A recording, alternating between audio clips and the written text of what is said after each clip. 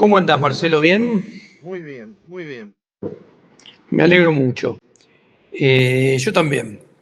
A ver, yo creo que yo lo vengo explicando desde el comienzo, tomando lo que vos me decís.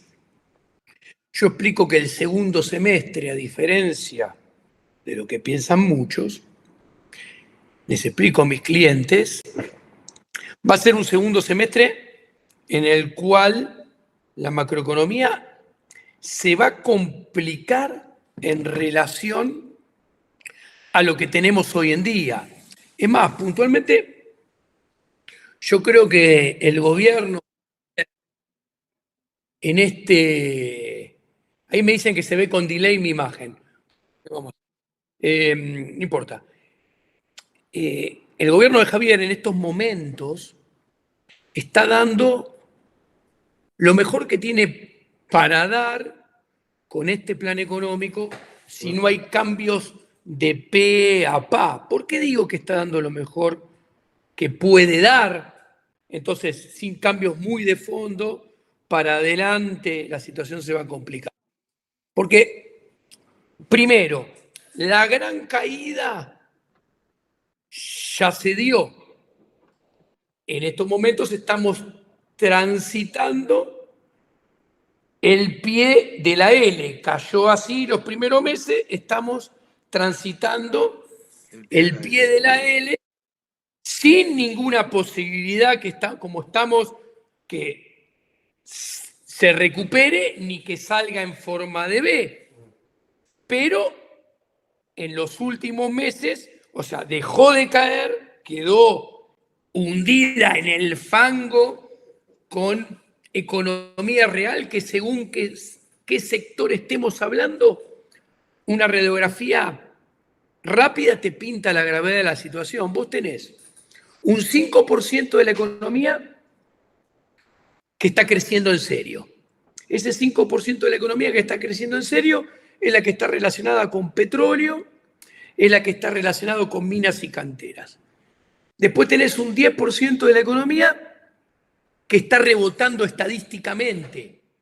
¿Por qué? Porque estadísticamente el rebote está subsidiado por, paradójicamente, la sequía del año pasado, que es el campo. El campo en los últimos meses ha perdido una rentabilidad de aproximadamente 35-40%. Esto yo mido la rentabilidad a través del ICOPESA, índice de competitividad precio efectivo del sector agroexportador, donde miro poroto de soja, miro aceite de soja, Sí. harina de soja, carne, maíz, trigo y cuero. La pérdida de rentabilidad son entre 35 y 40%. ¿Por qué? Porque aumentaron los costos de producción, cayeron los precios y encima vieron algunos impuestos, considerando además los provinciales y las tasas, ¿no? Las economías regionales le pasa algo similar, un poco más suave, caen alrededor del 25% su competitividad precio efectiva. La rentabilidad es una proxy de la rentabilidad. Ahora, entonces, ¿y después qué queda? Un 85% de la economía que cae fuerte. Cae al 10, cae al 15, cae al 20, en algunos casos al 30%. Acá estamos hablando de industria pyme, industria manufacturera en general, con los grandes jugadores adentro. Estamos hablando de comercio, estamos hablando de intermediación financiera y estamos hablando de construcción. Construcción perdió entre 100.000 y 120.000 trabajadores. ¿Qué quiero decir con esto? Esto es muy interesante y doloroso porque cuando considerás que este 85% es el que cae, contra un 5 que crece genuinamente y un 10 que tiene magia estadística, pero que tampoco le va bien, el que crece en serio y el que tiene magia estadística no generan empleo. El 85% que cae es el que hoy en día está destruyendo empleo. Entonces, si vos destruís empleo, ¿qué sucede? Uno, Los índices que mira el gobierno de salarios del INDEC están mal. Lo digo sencillo, están mal. ¿Cómo quieren ver que están mal y son una chantada? El sector privado no registrado pesa, no me acuerdo si el 19 o el 22% nada más. O sea, si yo te digo que de 10 trabajadores solamente 2 son informales en Argentina, te cagás de risa. ¿Estamos de acuerdo? Bueno, listo. Entonces, ¿qué sucede? Primer explicación. Si está minimizado el empleo negro, quiere decir que los aumentos que figuran en esos índices de salario están inflados artificialmente contra la realidad. ¿Por qué? Porque los salarios del trabajo en negro por ese mismo índice aumentan la mitad, redondeando, que los salarios en blanco. Entonces, ¿qué sucede? Primer punto, que el índice te está mostrando una mentira.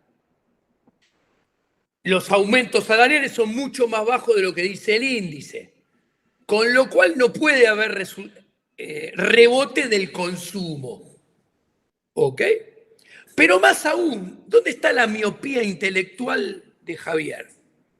Si aumenta el desempleo, la masa salarial total, o sea, los que cobran salarios, cae. La cantidad de gente que cobra salario cae. Entonces, si tenemos en cuenta que, yendo a la realidad, la mitad que está en blanco, muchos fueron echados, la mitad le trata de correr a la inflación, pero la otra mitad pierde como en la guerra contra la inflación, la masa salarial va a ser mucho más baja. Entonces no puede haber reactivación por el consumo. Y si tenemos en cuenta que ese mismo índice que él mira tiene 30% de empleo en público, que estoy de acuerdo y me parece muy bien que en alguna proporción él despide, que en alguna proporción también les hace perder poder adquisitivo porque el ajuste salarial va por atrás de la inflación. En el sector público nos damos cuenta que la masa salarial cae por todos lados.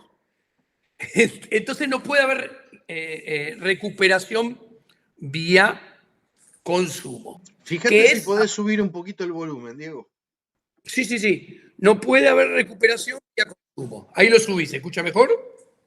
Creo que sí. Sí, yo te escucho más fuerte. Entonces, listo. ¿Qué quiero decir? Que en el mejor de los casos, si todo siguiera así, la economía quedaría empantanada con esta depresión que tiene lugar. ¿Ok? ¿Por qué? Porque no va a recuperarse por el lado del consumo, no va a recuperarse por el lado del gasto público, que también me parece bien. Ahora, para que se den una idea, las salidas y las recuperaciones que hubo en el 2000, escuchen bien los numeritos, que hubo en el 2013, en el 2015, en el 2017 y en el 2021 y 22, que vinieron después de las recesiones de ¿cuándo? De los años pares, del 2012, del 2014, del 2016, después del 2018-2019, que fueron años que ¿qué sucedió? Hubo devaluación, se aceleró la inflación y cayó el PBI todos esos años. ¿Cómo está sucediendo hoy en día? Entonces, las recuperaciones posteriores, en todos esos eventos pasados que acabo de mencionar, en un 85% estuvieron explicadas por la política de gasto público expansiva financiada con emisión monetaria. Y en menor medida, porque eso después se trasladó al consumo privado. Bueno, eso, como acabo de explicar, no está. Ahora, entonces, ¿cuál es la única variable que podría haber desde la economía real para ver una reactivación? La inversión. ¿Cuál es es el problema? Cuando yo voy a los números de hoy en día, en los primeros 5 meses del año, Javier Milei, su gobierno, tiene los peores de inversión en términos de PBI de todos los últimos presidentes, desde Néstor Kirchner para acá. ¿Ok? Tenemos una relación inversión, formación bruta de capital,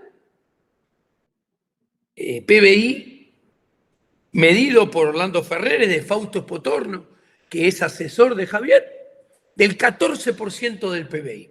A ver, esto quiere decir que hay destrucción de capital físico. Hay máquinas que se están rompiendo y que no se arreglan.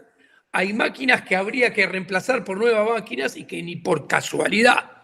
Y cuando yo miro esto, la inversión tiene 3 componentes: construcción, inversión en equipo nacional, inversión en equipo privado. Perdón. Y tenemos el 50% de la capacidad instalada. Ahí voy a eso. Primero, en los primeros 5 meses del año cae igual que en el último mes. O sea, quiere decir que la caída no se modera absolutamente nada.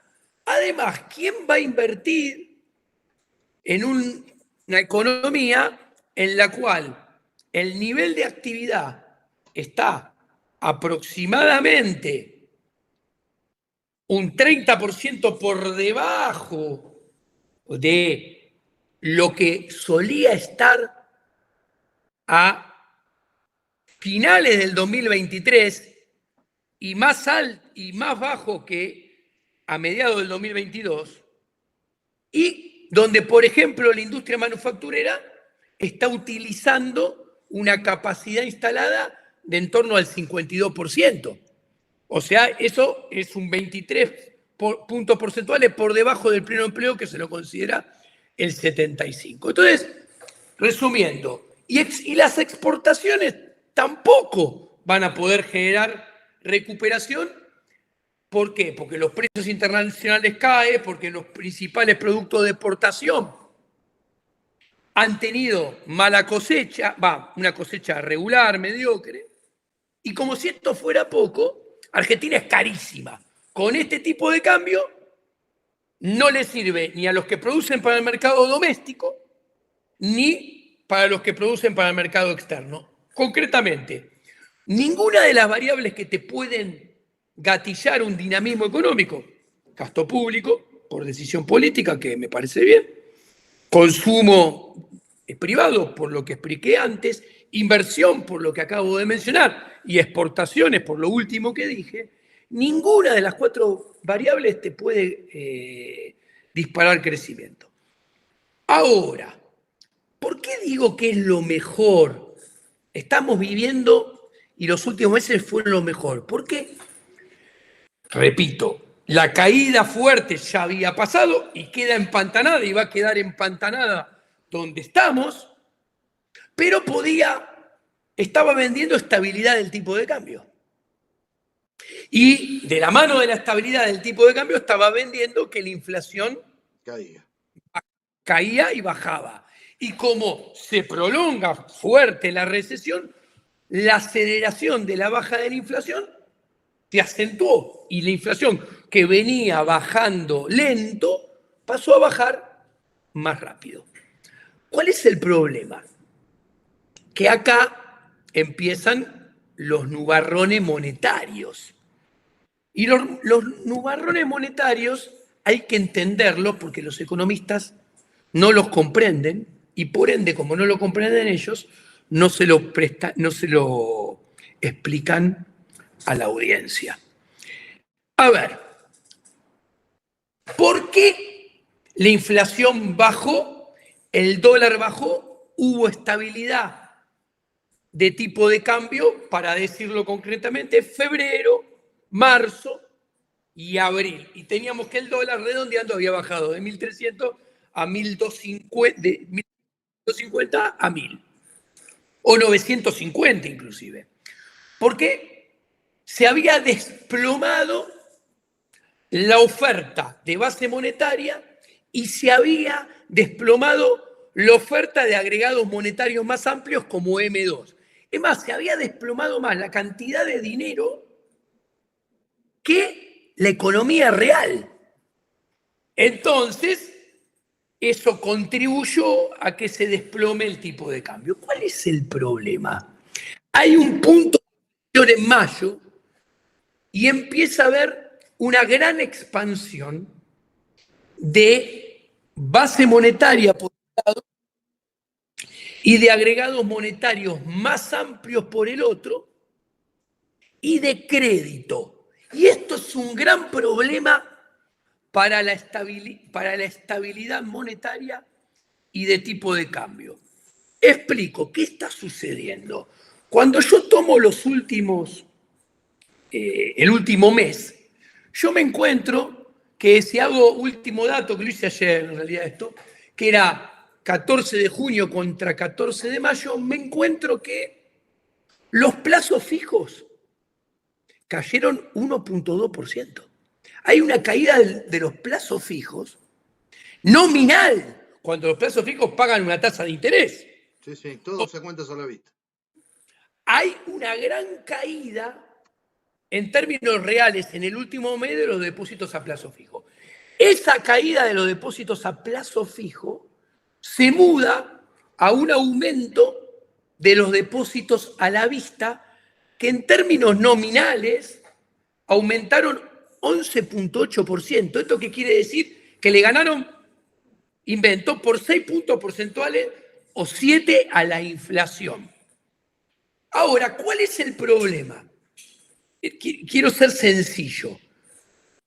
Un depósito a plazo fijo tiene menos encaje que un depósito a la vista. Inventemos números para que lo entienda.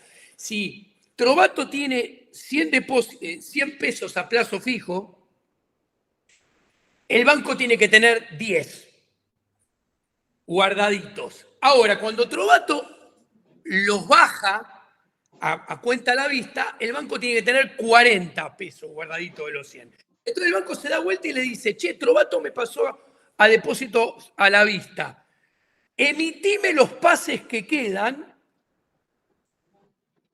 aumenta la base monetaria, aumenta los dineros, la plata en bancos. Ahora, ¿por qué Trovato baja a plazo fijo, de plazo fijo a la vista su depósito? Porque dice, che, en Argentina está todo caro, lo único que está barato es el dólar. Y aparte, como este dólar no le sirve a nadie, ni para producir para el exterior, ni para producir al mercado doméstico, y este dólar está desalineado con los fundamentos monetarios, macroeconómicos, esto va a tener que subir. Entonces Trovato los baja y una parte, estoy explicándolo muy sencillo, agarra ese depósito y una parte lo saca.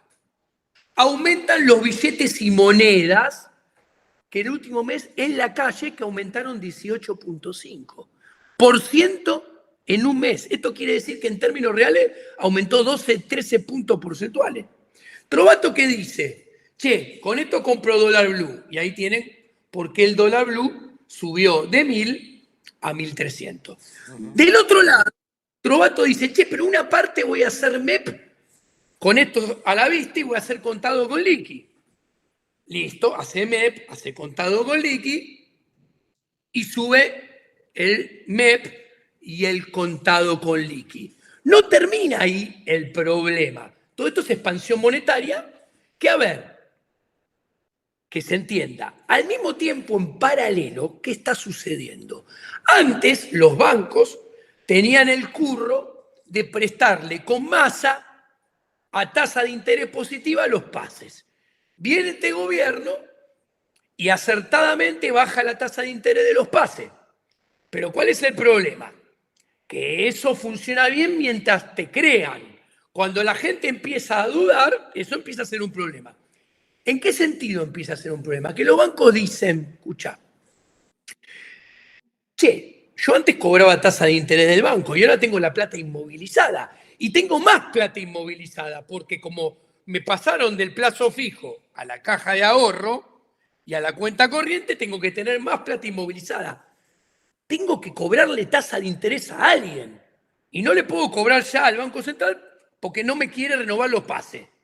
Listo. Entonces, ¿qué dice? Salen los bancos y empiezan a dar crédito a los privados regalados, a tasa negativa, porque los privados no quieren crédito, salvo que se lo den muy barato.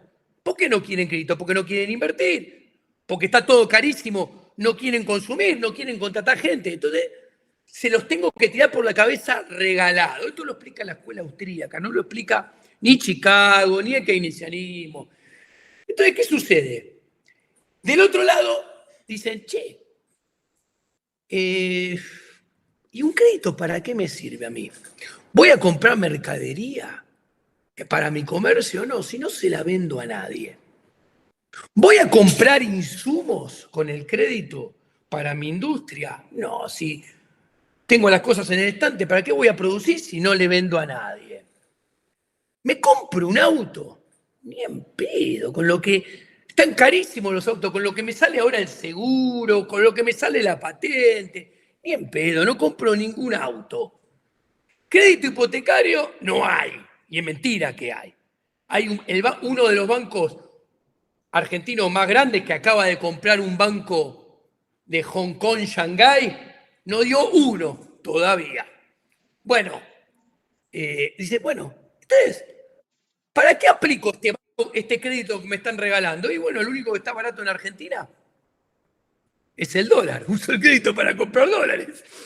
Que esto es muy interesante porque acá les explico otra gran mentira de la mayoría de los economistas adoctrinados en lo que nos enseña en la facultad. Que esto es lo que repiten un exministro de Macri, que ahora es asesor en las penumbras de este gobierno. Esto es lo que repite el actual presidente del Banco Central como un loro. Y esto es lo que repite el asesor que se está por ganar un premio Nobel, también por reescribir la teoría económica, que Javier, al menos hasta cuando hablaba conmigo, lo entendía y pensaba como yo. Estos tres que mencioné, no. ¿Vieron que ustedes escuchan? No. Si hay crédito, quiere decir que aumenta la demanda de dinero. Y como aumenta la demanda de dinero, ese crédito no es inflacionario. A ver, si los pases son un invento, los pases aplicados para dar crédito inventado también son un invento.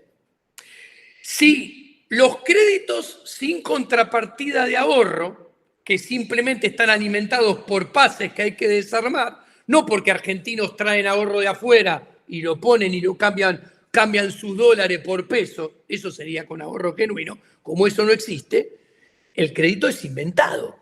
Si además le tengo que inventar una tasa para que me lo tomen, es más inventado todavía. ¿Qué quiero decir? Que en este contexto, si sacan los créditos para comprar dólares, como está pasando y se ve en el gráfico que publiqué hoy en Twitter, te das cuenta que vos tenés un aumento de oferta de base monetaria, un aumento de oferta de agregados monetarios más amplios como M2, un aumento de crédito con caída de demanda de dinero y con aumento de crédito y de masa monetaria sin contrapartida de crecimiento de producción de bienes y servicios. Y te agrego algo más, algo más. Ayer el Banco Central dio de baja una resolución que está bien, o sea,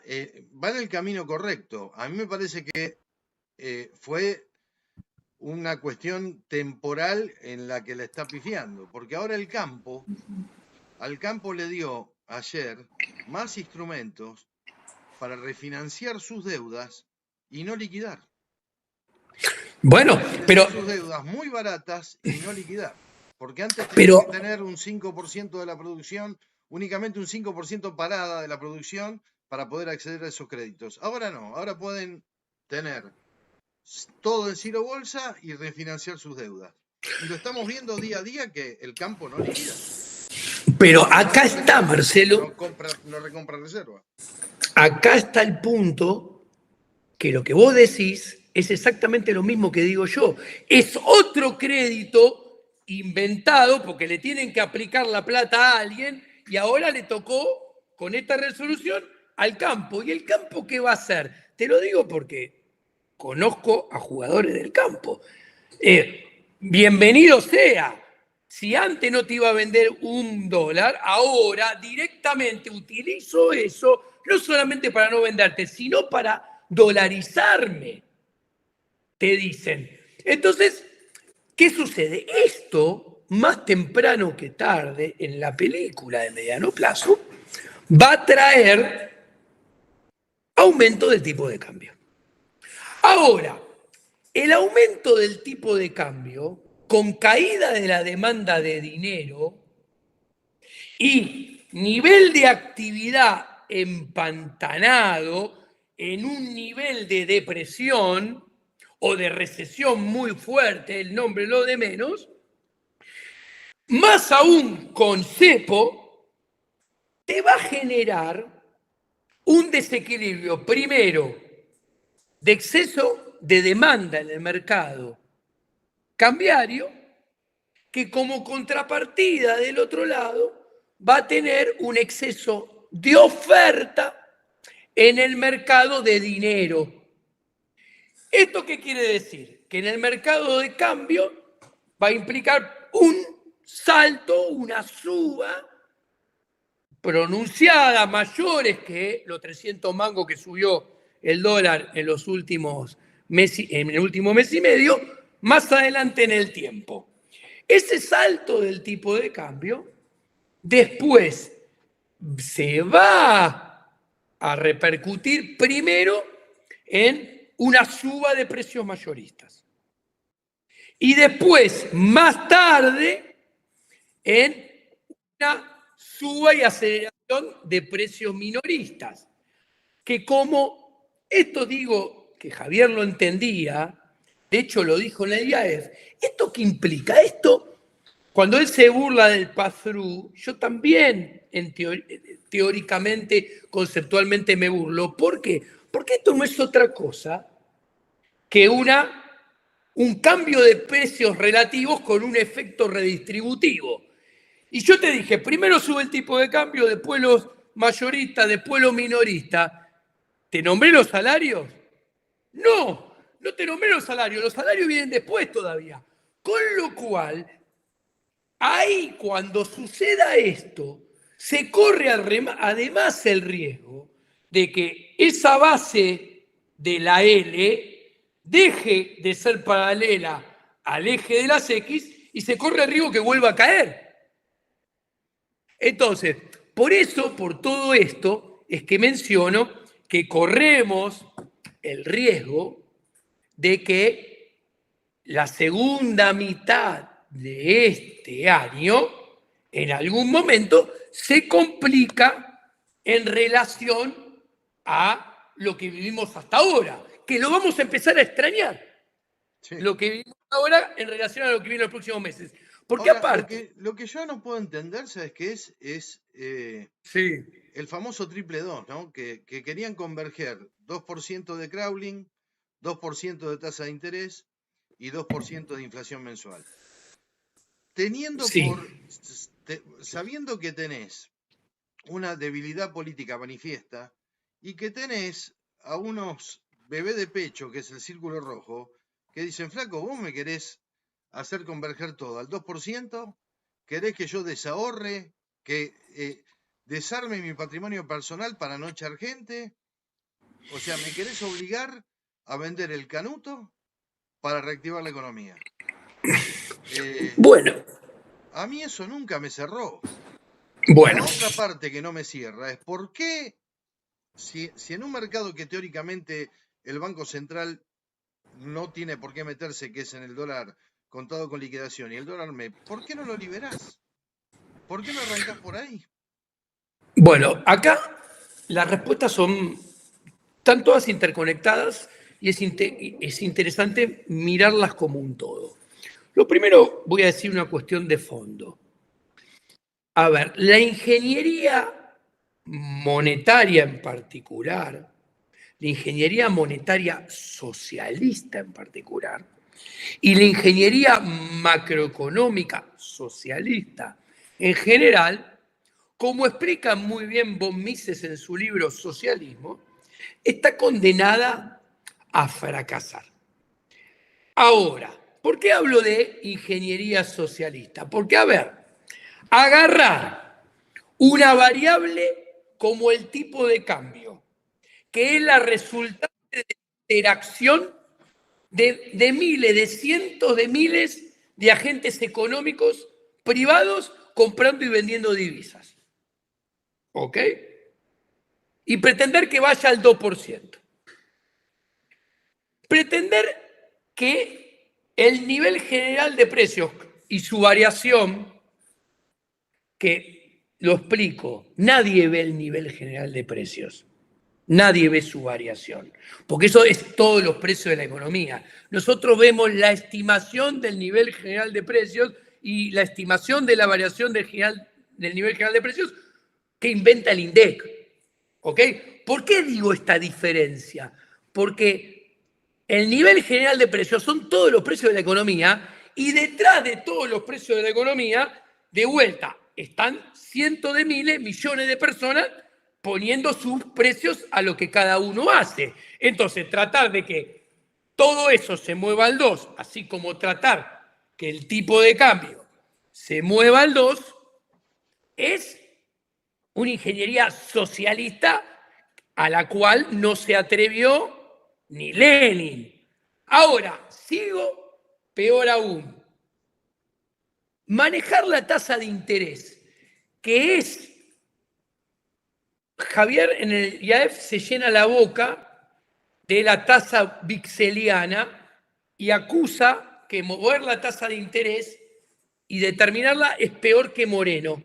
Porque es controlar los precios presentes y futuros. Te cuento. Si yo te digo, che, Trova, dame mira, no te meto ni el dinero para que vean que es un fenómeno de la economía real. Che, Trova, dame, vos hoy, ahora te podrías comer ese paquete de galletitas de 10 galletitas. Y yo te digo, Trova, postergá tu consumo presente, no te comas las 10 galletitas. Dámelas a mí. Yo te las doy en el futuro. ¿Cuántas galletitas querés? Vos me vas a decir, no, en el futuro tráeme 12, 14 galletitas. O sea, ¿qué quiero decir? Si me pedís 14, la tasa de interés es 14 sobre 10, 40. Vos vas a cambiar algo presente solamente por lo mismo en mayor cantidad en el futuro. ¿Por qué? Porque en el medio no sabes si te vas a morir y la galletita no te la vas a poder comer. Entonces, si no te doy más, te la vas a comer todas ahora. ¿Por qué explico esto? Porque el Banco Central pone la tasa de interés en un lugar negativo, en un umbral negativo. O sea, va contra la esencia del ser humano.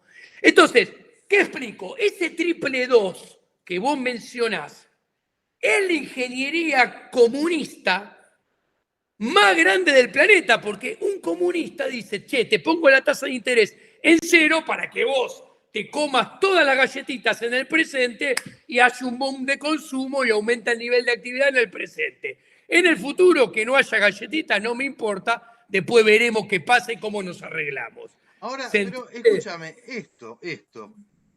vos sí. que estuviste 15 años con él, escribieron 4 libros juntos, ¿esto lo charlaron ustedes en su momento? Millones. A ver, si Javier Milei estuviera de este lado siendo un economista, estaría diciendo exactamente lo mismo que digo yo. ¿Ok? Estaría diciendo exactamente lo mismo que yo. Ahora, ¿cuál es el problema? Esto tiene un problema de fondo. ¿Por qué apunta a esta ingeniería monetaria socialista en particular e ingeniería socialista macroeconómica en general? Primero lo que tengo que decir, que es la primera vez que esta atrocidad se hace en nombre de la libertad, porque cualquiera puede entender que esto está en las antípodas de la libertad en general y la libertad económica en particular. Con lo cual está condenado al fracaso. ¿Ok? Y cuanto más se prosiga, el fracaso en el futuro es más grande. Y cuanto más se prosiga en esto, los costos de mantener el cepo y la obligación de mantener el cepo va a ser más grande a futuro también. ¿Cuál es el pecado original? A mí me preguntan, Giacomini, para vos, ¿cuál es el pecado original? Mirá, en diciembre a Javier le decía, mirá, Javier, vos el primer día venís explicando. ¿Cuántas veces dije que Sergio Tomás Massa fue el peor ministro de Economía de la historia de Argentina? Desde que asumió, lo dije. Él también. ¿Cuánto venimos explicando que había emitido 14 puntos del PBI? Entonces yo le decía, mira, vos tenés que abrir el cepo el 11 de diciembre. Con todo lo que hemos explicado, todo lo que explicaste y todo lo que vas a explicar en tu asunción, vos abrís el cepo el 11 de diciembre. Y la gente se va a bancar un 80% mensual.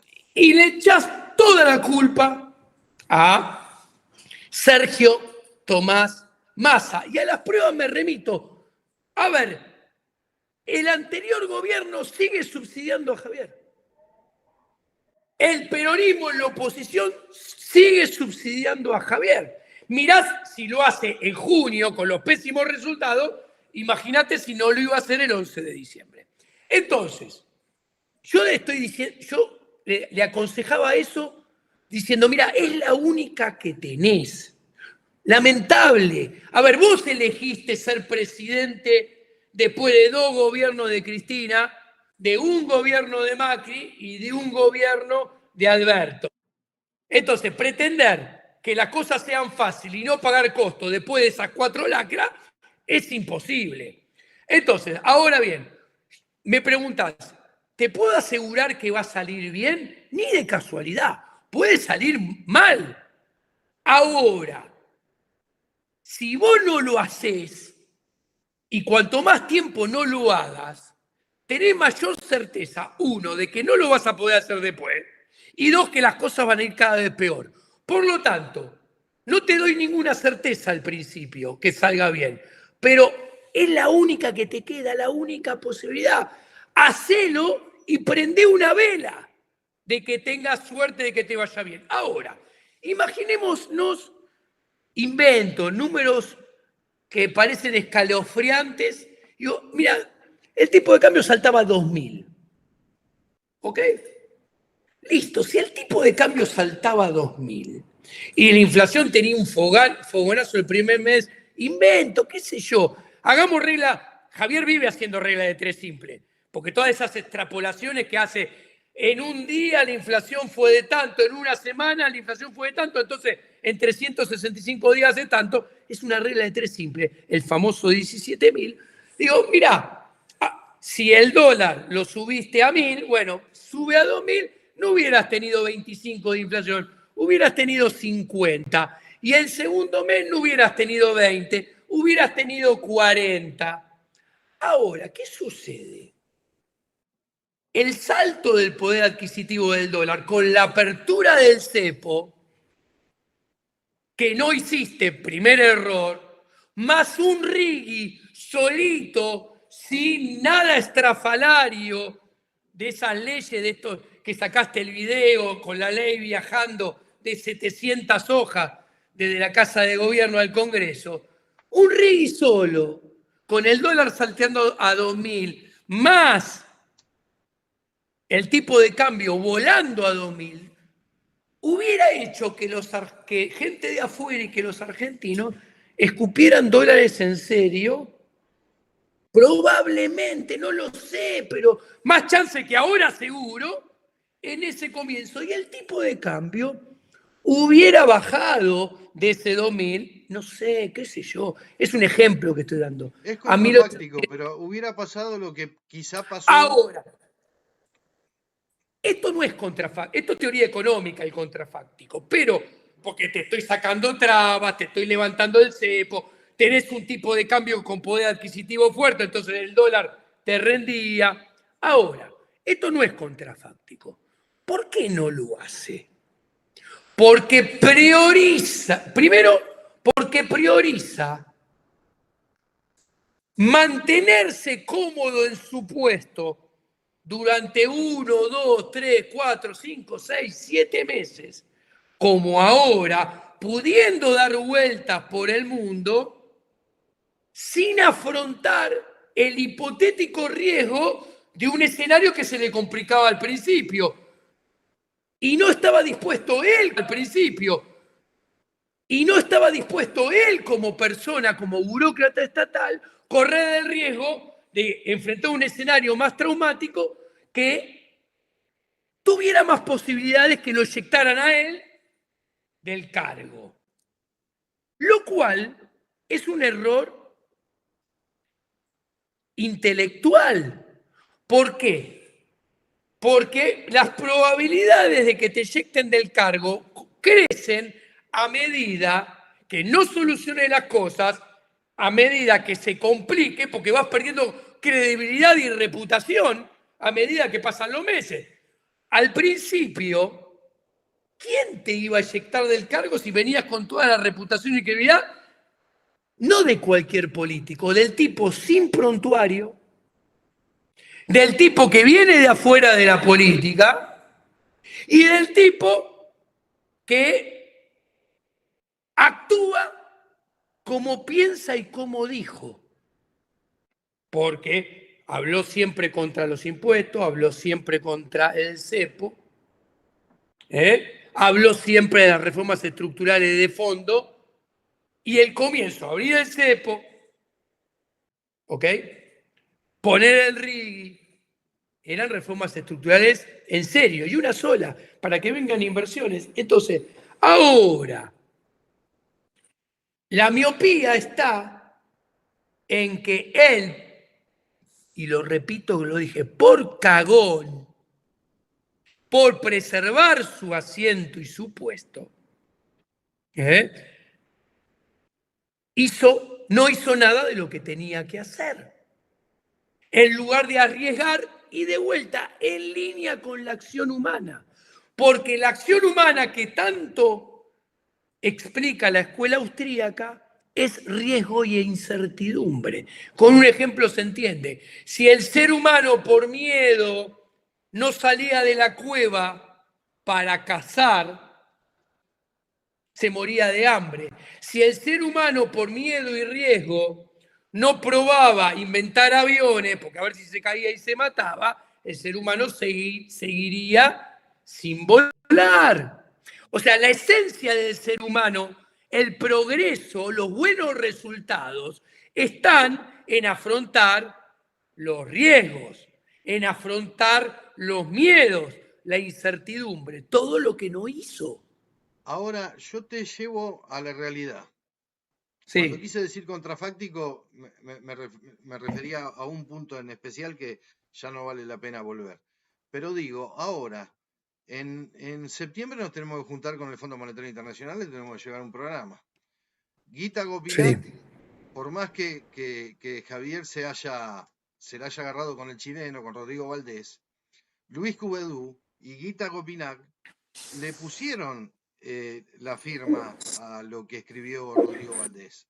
O sea, y nos están pidiendo tasas reales positivas, levantar el cepo, sacar dólar blend, entre las principales cosas que les está pidiendo para poder recomponer reservas. Ahora, yo digo, tras un paralelo, esta semana me estuve acordando, ¿vos te acordás de tanto que se quiere parecer a Menem, Milei, o se habla también de él? ¿Te acordás que Menem, antes de llegar al plan de convertibilidad, se comió una hiper? Sí. Yo creo que ahora, esto para mí era un plan de contingencia, un plan de emergencia que se agotó. Está absolutamente agotado. Sí. Y cada día lo vemos porque el Banco Central no puede recomponer reservas. O sea, recompuso 17.000, de las 17.000 se quedó con 11.000, quedó reservas negativas en cero. No tiene reservas negativas, reservas netas cero. Y emitió una base monetaria para comprar esos dólares. Una base monetaria. Pero digo, ahora, para mí no le queda otra chance que hacer lo que tendría que haber hecho el 11 de diciembre. Levantar el cepo y a ver si la gente se la banca, porque creo que todavía, al no haber alternativa de gobernabilidad del otro lado, y como la gente ve que la inflación está bajando, si él sale y explica lo que está pasando, miren, el campo no me liquida porque no logré crear las condiciones, tengo que hacerlo lo inevitable, que es liberar el tipo de cambio, colocar un tipo de cambio competitivo, porque tengo que cerrar, le tengo que pagar a los bonistas, le tengo que pagar al fondo, tengo que cerrar un nuevo programa con el Fondo Monetario Internacional. Bueno, y se tiene que jugar, porque si no, no tiene salida. Bueno, vamos a explicar, vamos punto por punto. Primero, a la gente le cuento. Al FMI le debemos, números redondos, 45.000 millones de dólares que tienen que ser pagados en su totalidad en los próximos 10 años. Les recuerdo, ya nos refinancié una vez, deberíamos estar terminando de pagar los 45.000 millones de dólares ahora y no pagamos nada neto y en los próximos 10 años vencen, hay que pagar los 45.000 millones del FMI. Sí, de acá a 2025, a fin de 2025, tenemos 20.000, entre bonistas y fondos, 20.000 millones. Pero ahora voy a eso, voy ordenando uno por uno. Segundo, a los bonistas Ley Nueva York le debemos 65.000 millones de dólares. El 80% de esos 65.000 millones de dólares hay que pagarlos cohabitando con el pago al FMI. O sea, ¿qué quiere decir? Que en los próximos 10 años hay que pagarlo a estos dos acreedores, redondeando solamente 100.000 millones de dólares. No termina, o sea, y son acreedores que compiten por los dólares de Argentina. No termina ahí. Este gobierno de Javier Milei, en 6 meses, ¿ya? 60.000 millones de dólares. ¿Ok? Sí. Por Dólar Link, el SER, el Dual. El Bopreal. Y otras yerbas. El Bopreal que aumentó 115%, pasó de 5.000 a 11.000 millones de dólares, redondeando. ¿Qué quiero decir con esto? Punto número 1. Si todos estos compiten por los dólares y en el gobierno de Javier Milei, antes del canje de deuda del Banco Central por deuda al Tesoro, Argentina, de acá a que termine este gobierno, tiene que pagar total al tipo de cambio oficial de hoy 215.000 millones de dólares. Yo realmente veo como una locura que el FMI le dé más dólares frescos a este gobierno, porque tiene muy en claro que él no va a cobrar los 45, que hay altas chances que los bonistas no cobren, que hay altas chances que el resto de los tenedores de deuda no cobren, porque Argentina de acá que se vaya Milei sin tener en cuenta el canje de deuda, tiene que pagar de vencimientos 3/4 de PBI en 3 años y medio. O sea, Argentina va a un default derechito. Javier Milei estaría diciendo lo mismo que yo. De hecho, yo lo dije en Intratables hace algunos años con Macri y terminamos en default y me dijeron irresponsable temerario. Y el monto de la deuda era 1/4 de esto, de los vencimientos. Y Milei, cuando le mostré yo los números, dijo, uy, tenés razón.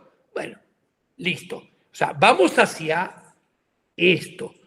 Paso a la segunda pregunta, a tu segunda observación. ¿No le queda otra? Y te cuento, yo lo conozco a Javier. Javier odia pagar costos. Es cagón para pagar costos. ¿De dónde se ve que es cagón para pagar costos?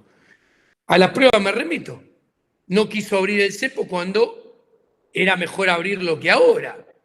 Con lo cual, existen chances que si nadie le da $1, obviamente, si le prestaran 15.000, 20.000 millones de dólares, abriría el cepo. Ahora, abriría el cepo contradiciendo todo lo que dijo a lo largo de toda su vida, porque él abriría el cepo a cambio de cobrarle mayores impuestos a los que, como alguna vez dijo, todavía no nacieron, porque él se endeudaría en 20.000 millones más para abrir el cepo. Y es más, lo conozco, cuanto más le prestaran y más se endeudara, más tranquilo abriría el cepo, con lo cual más iría contra todo lo que dijo toda su vida. Ahora, si asumimos que no le prestan, como odia pagar, ¿por qué sí? Escuchen esto que es muy interesante. ¿Por qué si le prestan abre el cepo? Porque él disfrutaría de las mieles de abrir el cepo y le trasladaría el costo a futuros ciudadanos y a futuros gobernantes, que otros serían los que nos tuvieran que subir los impuestos para pagar esa deuda que él toma para abrir el cepo. Ahora, si nadie le presta más plata... Espera, te hago un paréntesis. Sí. ¿Escuchaste el rumor? A mí me llegó un rumor de que mañana a la noche, yo no le doy... Lo que pasa es que me vino de lugares que son medianamente interesantes, ¿no? Digamos, que le doy entidad. Se habla de que mañana, una vez que la ley base se va a sancionar, obviamente, Sí. como salga, pero tiene que salir, La anunciarían una oposición especie quiere que salga.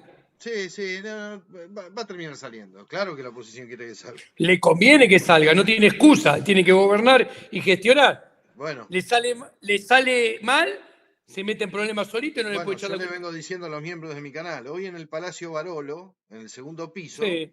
se juntó Seti, se juntó Kicillof, se juntó Guillermo Moreno, se juntó gente de Massa, se juntó de Máximo, se juntó todo el peronismo, por un lado. Y por otro lado, el PRO se está abriendo por orden de Mauricio Macri, que eso me llegó hoy a la mañana, que hoy algún diario lo publicó. Ahora, lo que yo quería decirte es,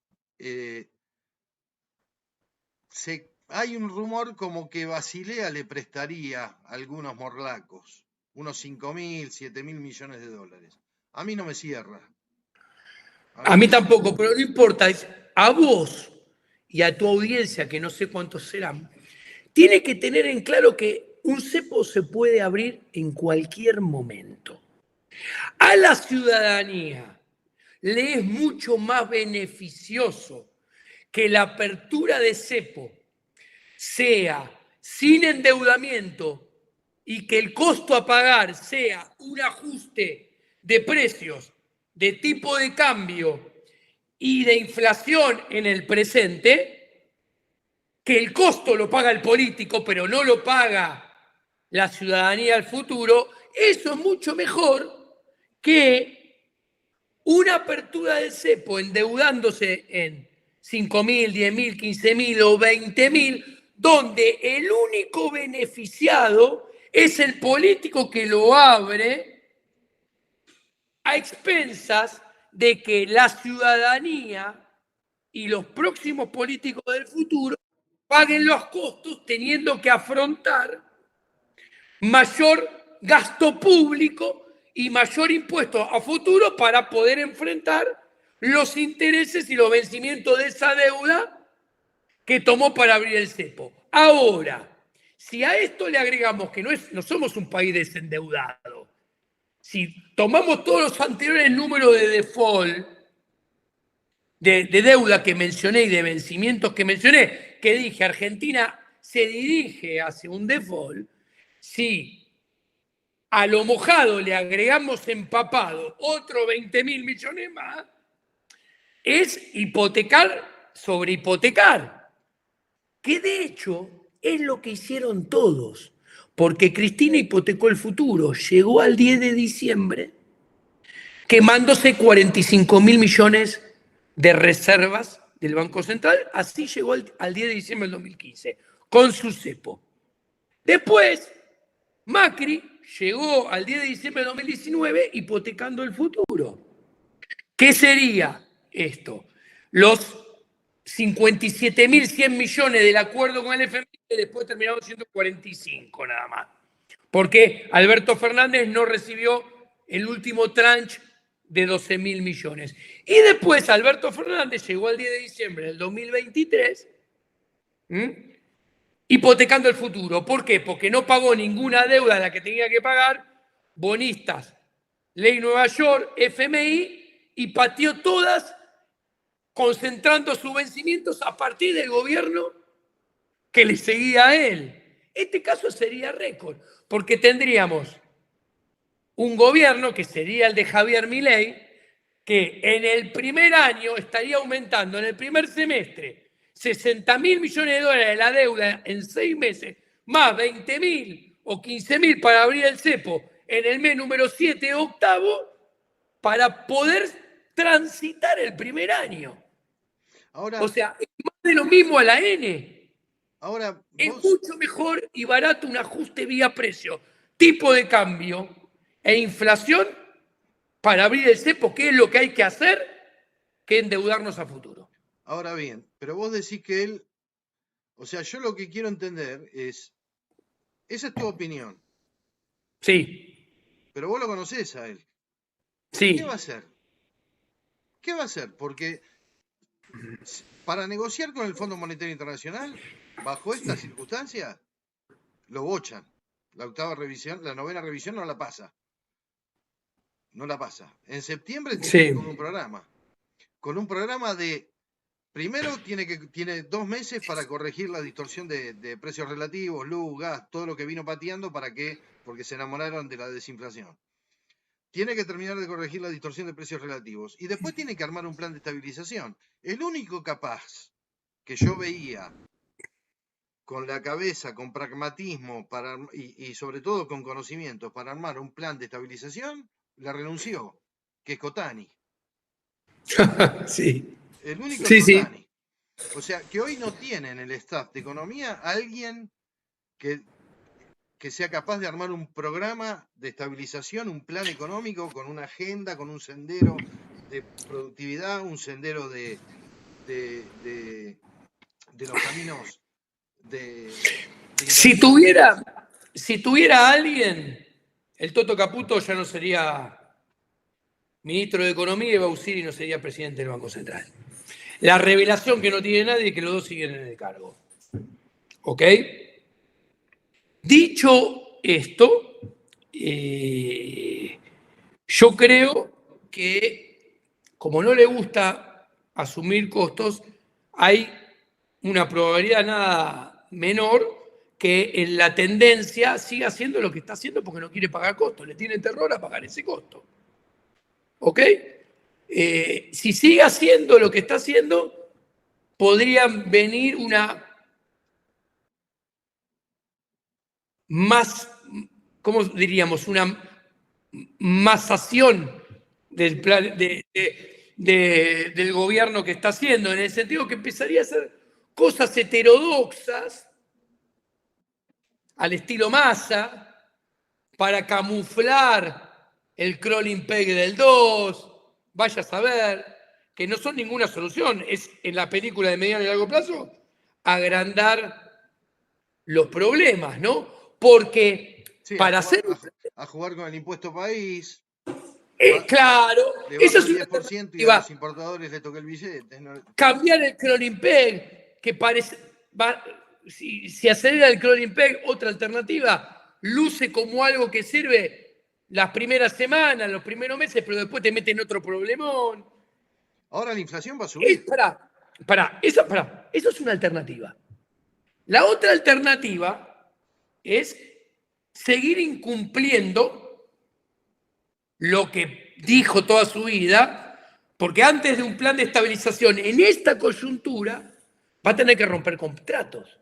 Romper contratos son romper contratos de deuda, porque, a ver, una deuda indexada por tipo de cambio, una deuda indexada por inflación, es un seguro al default futuro. Porque Ya un contrato rompió.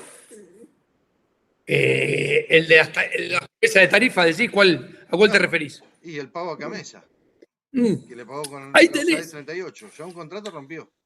Ahora, cuando vos ves que una alternativa es una intensificación de lo que está haciendo que lo lleva a hacer un más a dos, otra alternativa es romper más contratos, ahí entendemos que lo mejor, sin significar que salía bien, vuelve a ser al comienzo del mandato debería haber tomado el toro por las astas y no lo hizo. Y ahora se metió en un callejón sin salida donde va a tener que pagar en la película más costos que el que pagó hoy en día. Porque, a ver, si él hacía eso a principio de mandato, el dólar subía más, la inflación se aceleraba más, pero atenti, esos fogonazos probablemente la economía no estaría cayendo como está cayendo, empantanada, en una depresión como estaría de empantanada a esta altura de junio, julio y agosto, como va a pasar. Yo creo, ¿sabes qué creo yo? A ver si, corregime si estoy equivocado. ¿Te acordás cuando él dijo que el peso era excremento? Sí. Él quiso asumir con una hiper y no lo logró. Quiso asumir con una hiper y no lo logró. Quizá ahí se hubiera animado a levantar el cepo de entrada porque ya la hiper estaba desatada. En cambio, de esta manera, asumiendo y levantando el cepo, no quiso pagar el costo político. Ahora yo digo, yo no encuentro alternativa. Eso es lo que me vuelve loco, a lo mejor por ignorante, porque yo no soy un economista profesional, soy apenas un analista financiero. Digo, yo no le veo otra alternativa a que ahora lo tenga que hacer. Es decir, cambiar, Sí, obvio. cambiar la microeconomía y decir, todavía la imagen positiva la mantiene. No hay alternativa de gobernabilidad a la vista, o sea, no tenés un partido político que diga, salvo Moreno, que te dice tenemos un plan de gobierno, pero digamos, la imagen de Moreno no crece. Digamos, me parece que todavía tiene chance de jugársela y decir, bueno, hasta acá llegué, tengo que cerrar con el fondo, libero el cepo, corrijo la distorsión de precios relativos, se me vuelve a ir la inflación y a bancarla. Yo creo que la gente no sería un problema y el Círculo Rojo festejaría. Bueno, a ver. Para mí no sería un costo. ¿Entendés? Yo le diría claramente, mira, Javiercito, hasta acá la cagaste. Porque, a ver, si el 85% de la economía está cayendo al 10, 20, 15%, y la inflación cuando termine el año, en el mejor de los escenarios, en la punta va a ser 150% y en el promedio 230%, la cagaste. Entonces, la frase que yo usaría para convencerlo es muy sencilla. Despabilate, deja de cagarla. Cuanto antes la deje de cagar, mejor. Porque, perdónenme la metáfora, la cagada va a ser cada vez más grande. Entonces, adhiero a lo que vos decís y vas a tener que pagar costo. Y jorobate. Son tus decisiones. Los costos ahora son más grandes que los costos el 11 de diciembre. Pero vos elegiste eso equivocadamente porque no sabés leer la coyuntura monetaria, no sabés leer la coyuntura macro. Javier nunca trabajó de analizar la macro, ¿eh? Siempre consumió todo lo mío. lo repitió como un loro. Entonces, y se nota que hace años no estoy. Ahora, el punto es claramente, a ver, ¿qué le diría Javier? Escúchame, que la sociedad pretenda no pagar costos. Después de haber tenido a Cristina 1, Cristina 2, El Gato y la banda que tuviste entre 2020 y 2023, es pensamiento mágico. La sociedad argentina tiene que pagar un costo enorme después de esos 20 años o 15.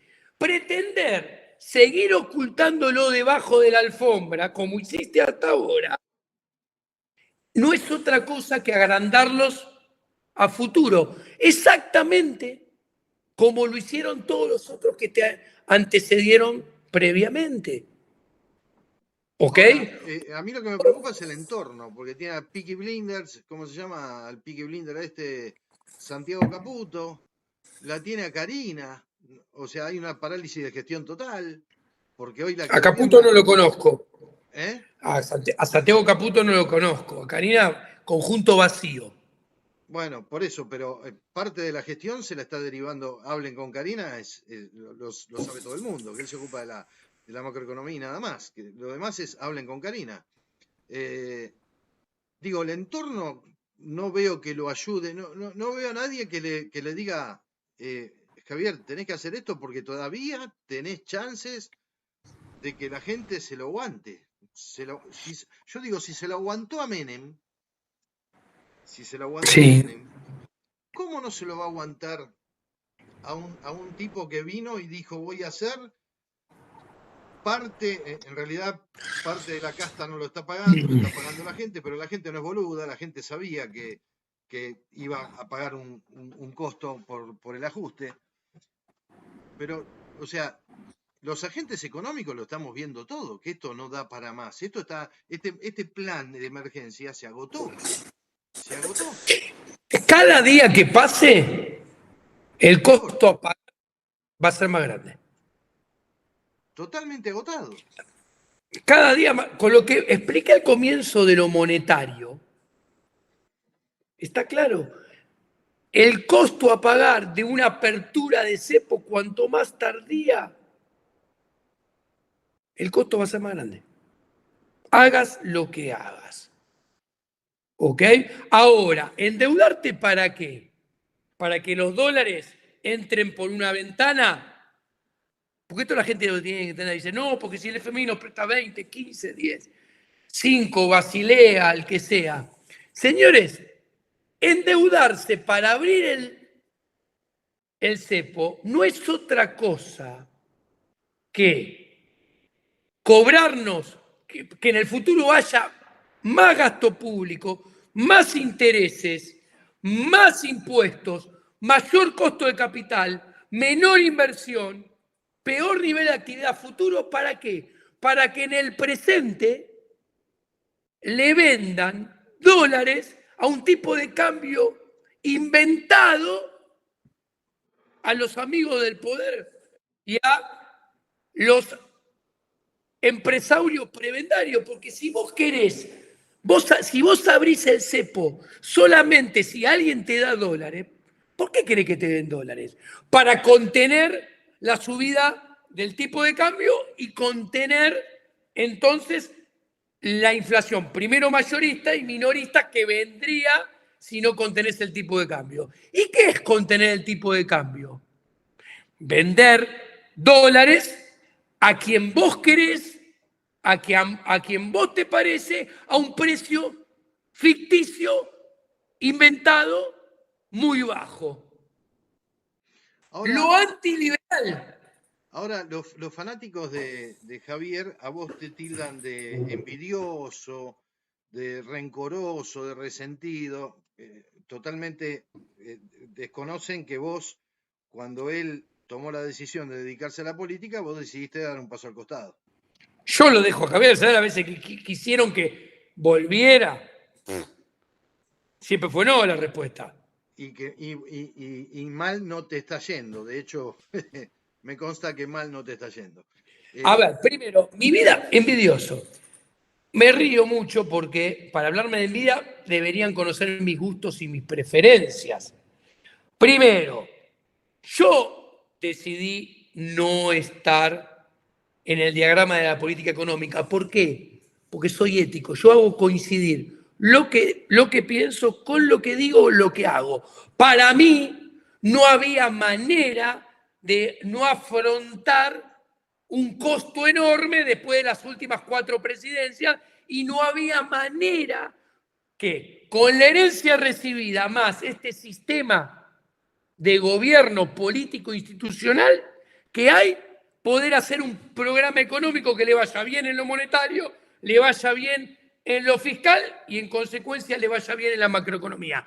Para mí, imposible. Como me parece imposible, me corro, digo yo, en este delirio no me meto. Claro, yo no tengo ningún mesianismo, yo adoro el sector privado en serio, yo tengo una vida privada hermosa, tengo muchos amigos, amo el deporte, tengo 3 hijas, tengo familia, Mirá si me voy a meter a arruinar mi vida personal para el delirio de salvar la economía de un país, que es un delirio, porque somos millones de personas interactuando, pero además que desde lo teórico y desde lo ético y filosófico político estoy convencido que no hay manera.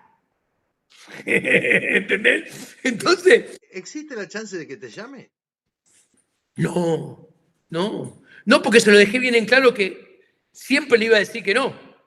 Siempre le iba a decir que no porque yo sé cómo se metió en política, con quién, qué hizo, bla, bla, bla, bla, bla. Además lo conozco. Entonces, a ver, yo te voy a decir una cosa.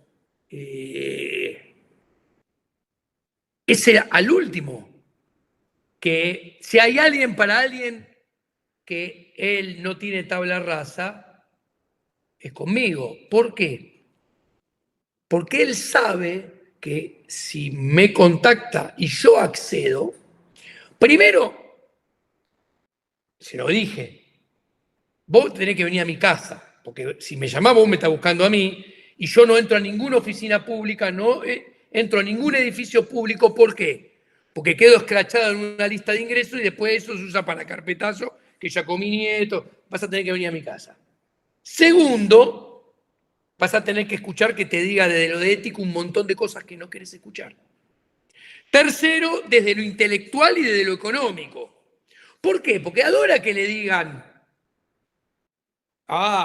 el presidente de acá. Si él mismo lo dice, yo estoy en otra liga cuando estaba en campaña. ¿Qué liga? Para mí sos Javiercito, boludo. O sea, a ver, cualquiera que está escuchando de otro lado, si un amigo que compartió años y años es presidente, me puede decir, ¿entendés? Vos sos presidente, Trovato, yo digo, che, Marcelo, no seas pelotudo, la estás pifiando mal. Y si vos me venís, no, che, pará que soy el presidente, te doy 3 cachetazos. Obviamente. O sea, puede ser presidente de la galaxia, que va a ser exactamente lo mismo. ¿Por qué? Porque el individuo está, para un liberal, está primero antes que nada.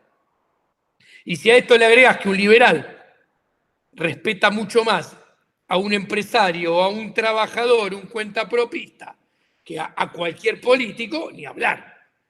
¿Viste? Entonces, él tiene muy en claro, él no tiene que escuchar todo esto, porque ya lo sabe.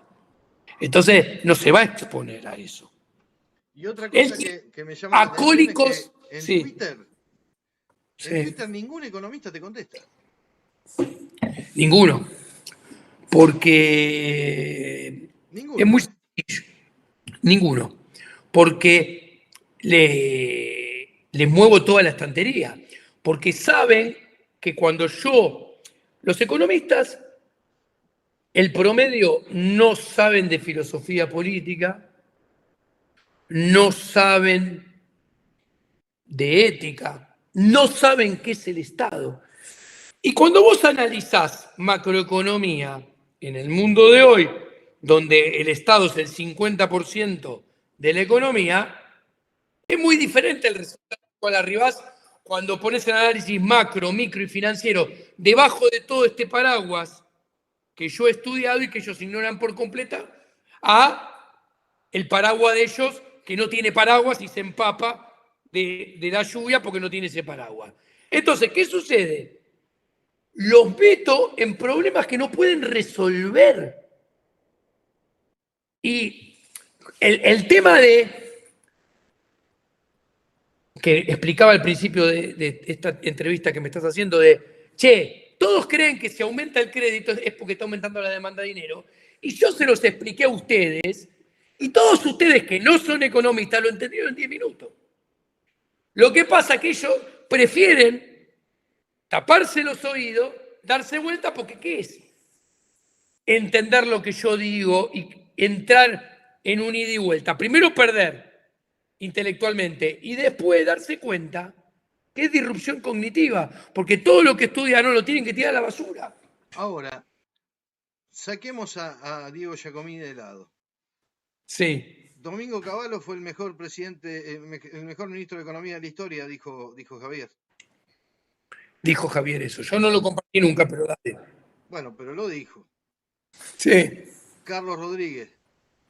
Se llevaba bárbaro con Carlos Rodríguez. Yo iba a tener una entrevista con Carlos Rodríguez, después me enfermé, no la tuve. La vamos a tener la semana que viene con Carlos. Ricardo Arriazu. López Murphy. Melconian. Te puedo nombrar una docena. Todos están diciendo lo mismo que estamos diciendo vos y yo. Esa gente da charlas a bancos, empresas, lo mismo que haces vos. Sí. Asesora a un montón de agentes económicos que tienen que tomar decisiones. Entonces, en función de si todos estamos equivocados, no la ve nadie. Ahora, la dejó de ver Cavallo, la dejó de ver Melconian, la dejó de ver Arriazu, la dejó de ver De Pablo, la dejamos de ver todos, y él es un iluminado o se va a estrellar.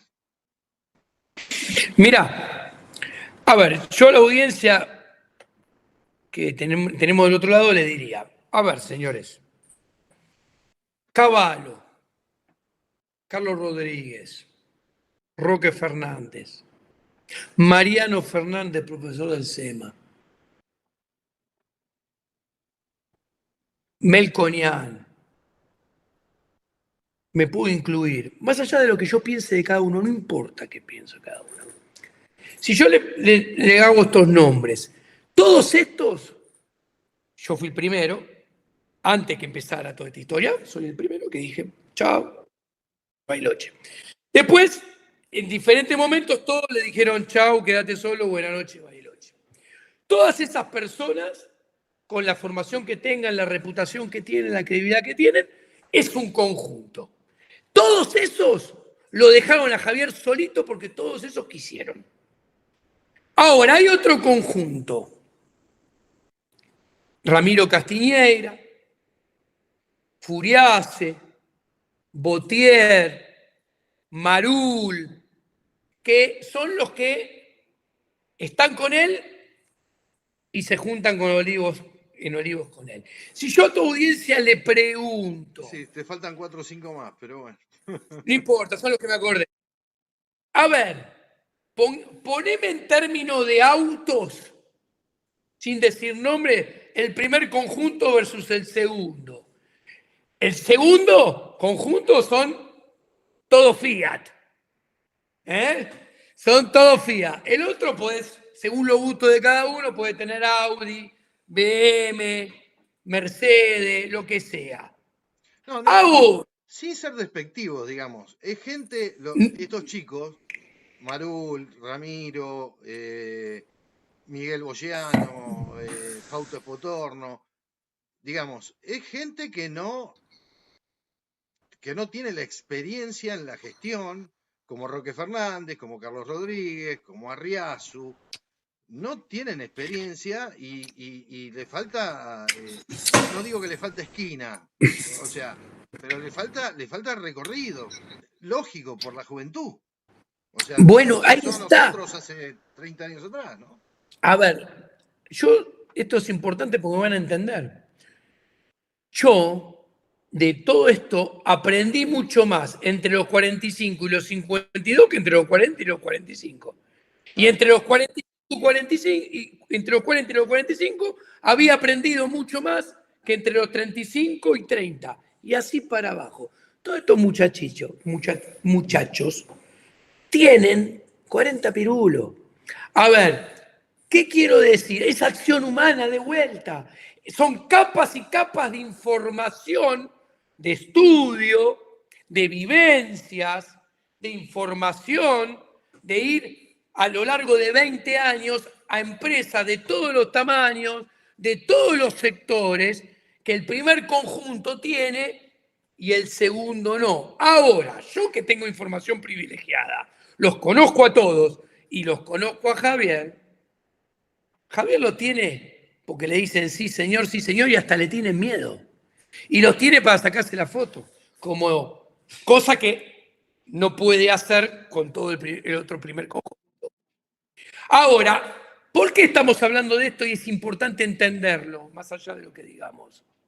Porque los resultados no pueden ser nunca los mismos con un gestor de política económica que escucha, presta atención, valora a gente que sabe y que tiene experiencia, en donde él no la tiene, porque no la tiene ni en consultoría ni en gestión, versus está rodeado de otro conjunto que solamente le va a hacer felatiofálica. ¿Se entendió la metáfora? Lamentablemente sí, lamentablemente sí. Es más, van a ser opuestos los resultados. Van a ser opuestos los resultados. Lamentablemente, yo sigo, o sea, te hago una pregunta. ¿Vos querés que le vaya bien a Milei? Mirá, yo facturo en el mercado doméstico. Cuanto el mercado doméstico genere más riqueza, yo voy a facturar más y voy a vivir mejor. Así que sí, O sea, es rotundamente Maduro que querés que le sí, vaya bien a Milei igual que a mí, porque yo me dedico a sacarle ventaja a la realidad, sea cual fuere. exactamente, Pero yo vivo en este exactamente. país, vos tenés 3 hijas que viven en este país, o sea, Y queremos yo que no le me vaya voy a ir de bien. este país, ¿eh? No me voy a ir de este país porque como yo ejerzo la profesión acá, no se ejerce en ningún otro lado. No, no, no, por eso, todos queremos que le vaya bien a Milei. Eh, yo me quiero quedar con la esperanza de que va a haber un cambio de rumbo rápido, porque si no nos damos, si no chocamos. Ahora, yo quiero que le vaya bien, pero como todo lo que expliqué, lo explico porque está todo en las antípodas del liberalismo. Entonces, si le va mal, explico todo lo que explico para que la gente entienda que le fue mal por hacer cosas alejadísimas del liberalismo. ¿Para qué? Para que el liberalismo después no quede proscripto durante 30 años. Como pasó Con Menem, después de Menem. exactamente, exactamente.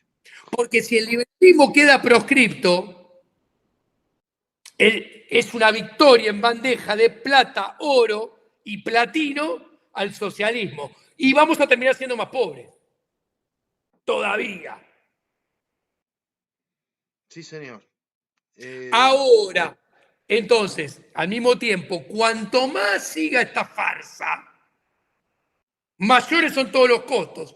¿Por qué? Porque va a haber mayor certeza de que va a venir el péndulo y va a venir un socialismo más fuerte, con lo cual vamos a ser todavía más pobres, con lo cual vamos a estar proscriptos más tiempo el liberalismo.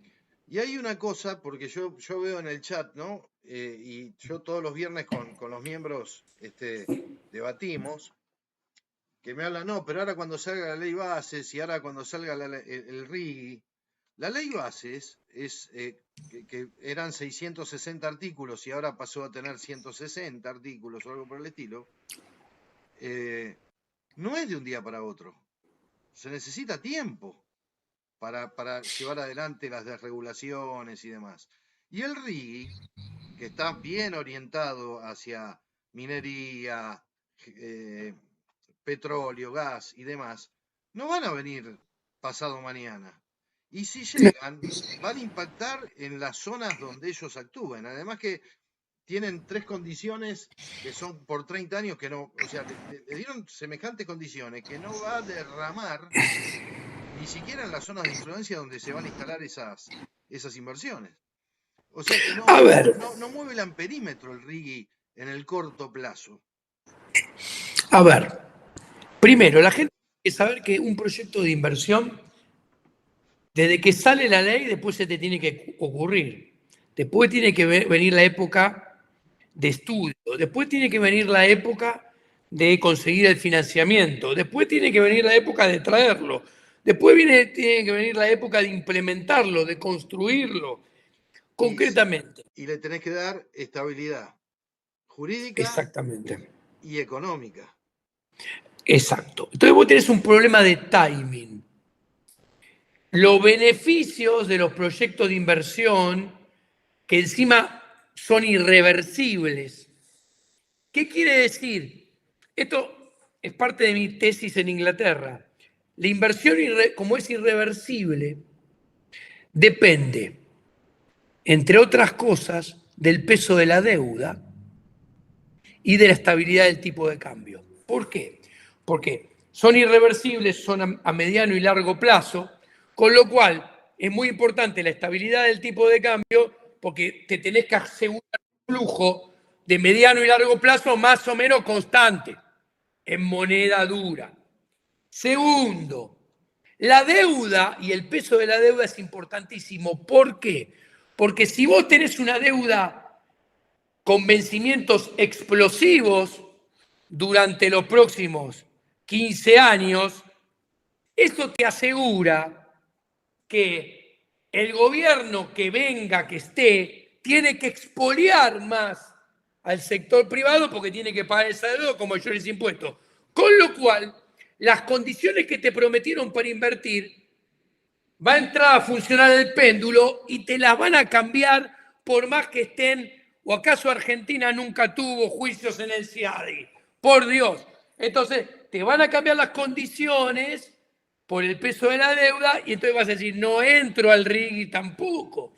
Con lo cual, tenemos un problema de timing porque necesitamos que todo funcione muy bien en los próximos 6, 9 meses y en realidad enfrentamos el riesgo de que todo se termine comportando de manera pendular y yéndose al otro lado en los próximos 2, 3 años, que es cuando deberían empezar a tener efecto las inversiones. ¿Y eso qué radica?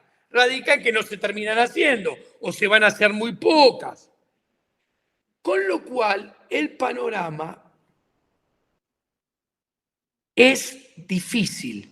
Y no se debe sorprender si Argentina, señores, en los últimos 30 años creció al 1 anual y en los últimos 15 al 0,4.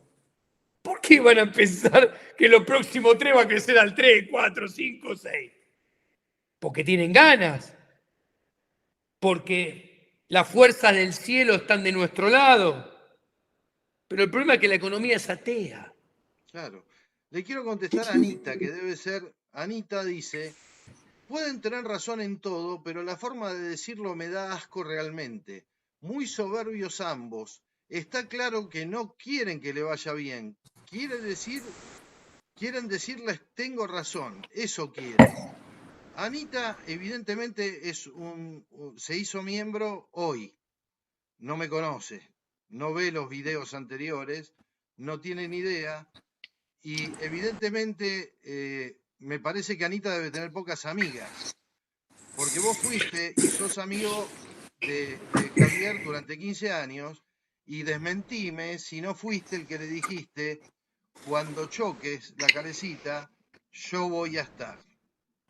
Exacto. Pero aparte todo esto se lo dije a Javier en el 2020. Cuando yo le quise explicar, el plan motosierra está en libertad, libertad, libertad. Lo hice yo en el 2000, con los números del 2017, en el 2018, y sale en el libro Libertad, Libertad, publicado al principio de, el final del 2018, principio del 2019. Y yo termino, después de estudiar todo lo que mencionaba, que había empezado a estudiar en el 2018, etc., a mitad del 2020 le traté de explicar que el motosierra no se podía implementar, iba derecho al fracaso y a la recesión, porque le expliqué a Javier, Javier, no existe que la casta pague el costo. ¿Por qué? Porque vos le cortás el chorro a los gobernadores, vos le cortás el chorro, los gobernadores le cortan los chorros a los intendentes. Ahora, ¿cuál es el problema? El andamiaje institucional es que vos sos uno, los gobernadores son 24 y los intendentes son 2.300. Claro. Institucionalmente, ellos tienen la facultad de hacer revalúos y subirte los impuestos a las patentes, los impuestos inmobiliarios. Los intendentes tienen el poder de hacerte revalúo y subir. Ambos tienen el poder de subirte los impuestos provinciales, inventarte tasas. Tienen el poder de subirte las alícuotas. O sea, ellos tienen el poder de trasladar el costo al sector privado, con lo cual tu plan motosierra no lo va a pagar la casta, lo paga el sector privado y va a generar recesión. Esto se lo expliqué en el 2020. Ahora, cuando pasó eso, ahora, entender esto exigía bajarte del mesianismo y bajarte de tu programa de ser presidente a toda costa. No, digamos, eso se podría haber hecho si el 56% lo sacaba en la primera vuelta. Porque ahí hubiera tenido poder político, hubiera tenido senadores, hubiera tenido diputados.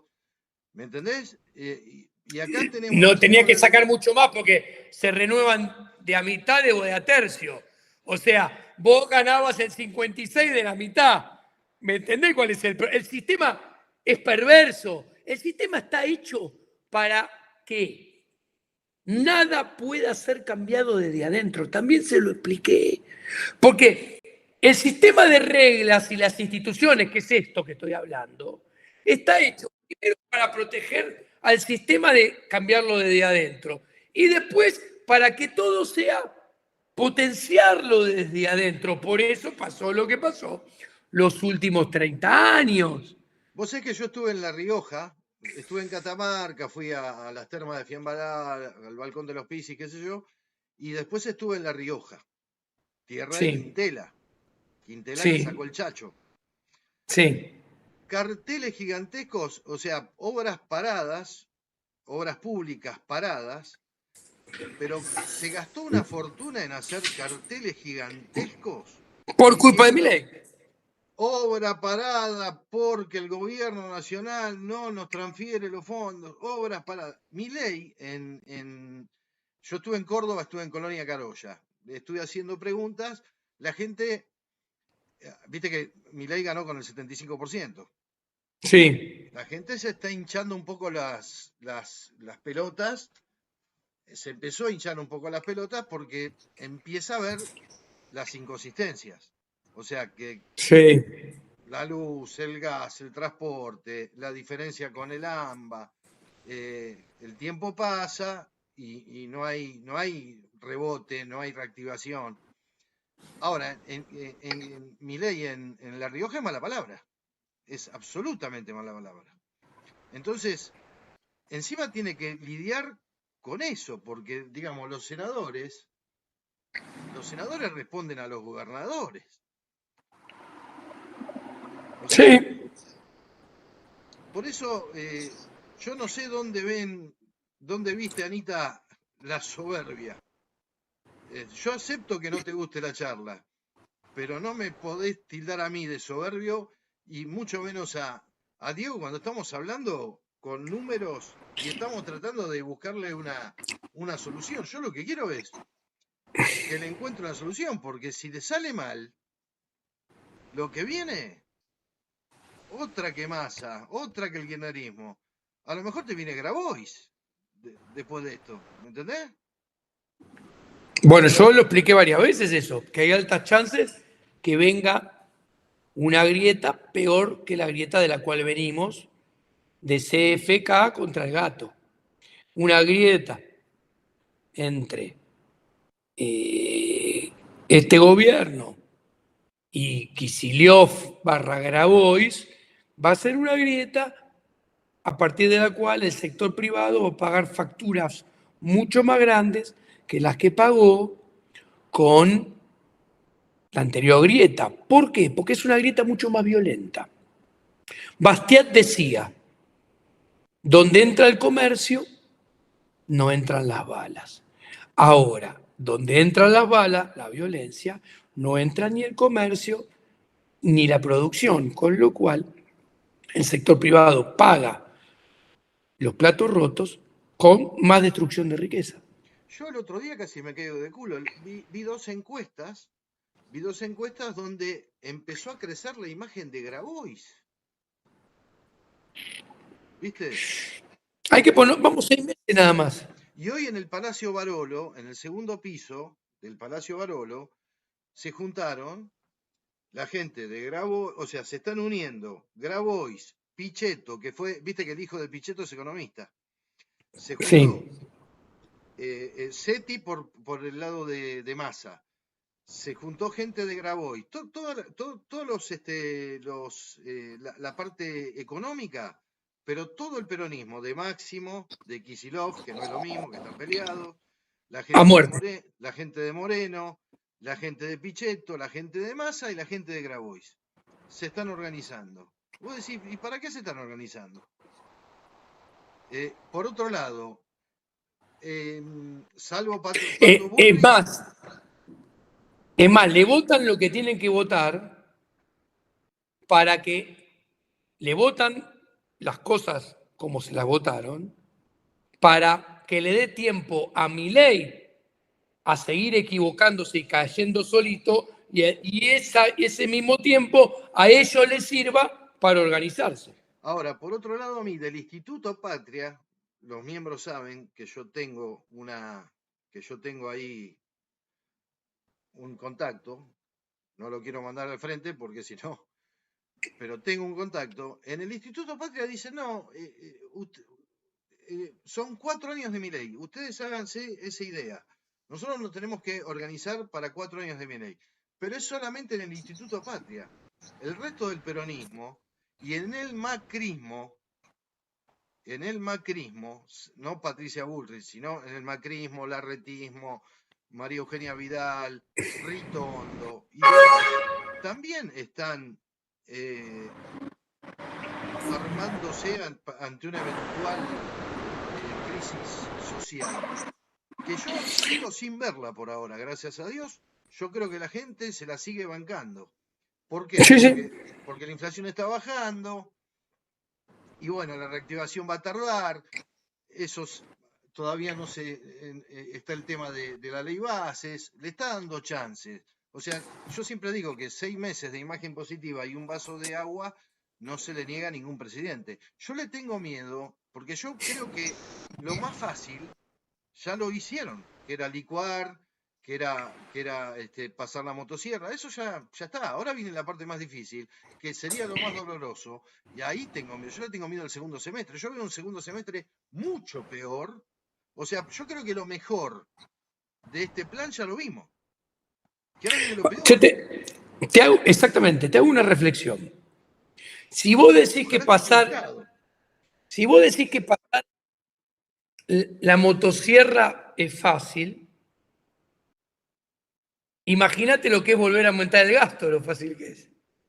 Cuando entendemos esto, tomamos conciencia de lo etéreo que puede terminar siendo esto, más aún si trae pésimos resultados macroeconómicos y monetarios en todo sentido.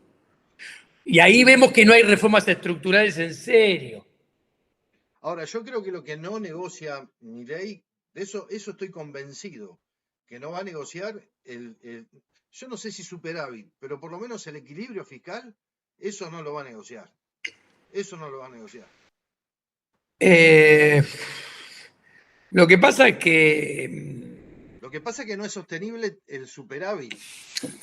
A ver, el superávit no es sostenible en este régimen de gobierno, con estas instituciones, por eso ningún país lo tiene. ¿Ok? Y cuando lo tuvo, a ver, estamos hablando de que los países tienen todos 3 años de superávit en 50 años. Y ninguno en el siglo XXI. ¿Ok? Yo lo he mostrado muchas veces esto. Olvídense. Ahora, lo que hay que tener en cuenta es que un poder ejecutivo tiene control o cierto control de eso hasta cierto punto, porque no hay que olvidarse que la recaudación no depende de él. Y hay que también tener en cuenta que el gasto lo decide un presupuesto que es potestad del Congreso.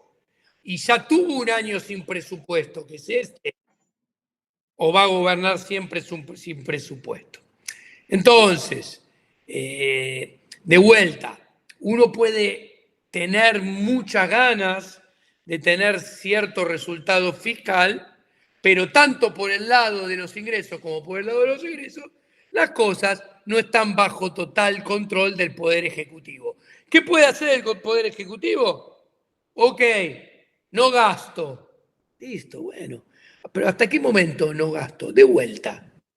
A ver, porque metafóricamente, no gasto en nada, listo, metafóricamente. Los colegios se hacen mierda, ¿ok? Los hospitales se hacen mierda, las calles están hechas mierda, ¿ok? Es alimento para que venga después, haga mega emisión monetaria para arreglar todo eso. Bueno, vos fijate el uso político que ya le están dando, que yo no lo puedo ver porque pienso en mi nieto, ¿viste, Logan? El Sí. nene. Pero ya la oposición le empezó a hacer uso político porque con la motosierra cerró el lugar, no sé, el ministerio o la secretaría que se ocupaba de la trata. No, flaco, esto no tiene nada que ver Milei. No le eché la culpa a Milei también de esto, ¿viste? Obvio. El pibe se perdió, lo raptaron, lo vendieron, pero no le eché. Ahora, si de cualquier, o sea, le están empezando, yo creo que hasta ahora no le entraban las balas y no sabían cómo entrarle a Milei. Pero yo creo que en este segundo semestre le van a empezar a entrar las balas. Ya empezó el Círculo Rojo, hoy lo escuchaba Gustavo Weiss de Camarco, hablando Sí. de la construcción, lo escuchaba Funes de Rioja, lo escuchaba el Círculo Rojo diciendo, así no va. Lo Hay escuchaba, empresas de la construcción que caen 48%. por eso, por eso. Hoy yo creo que la máxima, el máximo crédito que tiene Milei es de la gente de a pie, del ciudadano de a pie, Sí. que tiene una mediana educación financiera y que ve que, bueno, el sueldo me paró de caer, la inflación empezó a bajar, los precios no están volando como hacía hace 3 meses, y bueno, la sigo remando, la sigo bancando, pero ahora viene el desempleo. Bueno, a ver, la gente tiene una tendencia a pensar que la foto actual se transfiere hacia la política, hacia la película, perdón, futura. Y esto es un grave error, porque eso nunca sucede. ¿Ok? Y pongo un ejemplo. Vos sos grande, sos más grande que yo. Yo me acuerdo perfecto, así que vos te vas a acordar todavía más. El señor Domingo Felipe Cavallo, si había alguien que tenía reputación y credibilidad para la gente de a pie, era el ministro Cavallo. Cavallo asume, redondeando, en abril del 2001 y la gente se lo empieza a llevar puesto, tanto es así que en septiembre él manda el proyecto de la ley de intangibilidad de los depósitos, en noviembre pone el corralito que después termina en la salida de la convertibilidad, el golpe de Estado, el corralón. ¿Qué quiero decir con esto?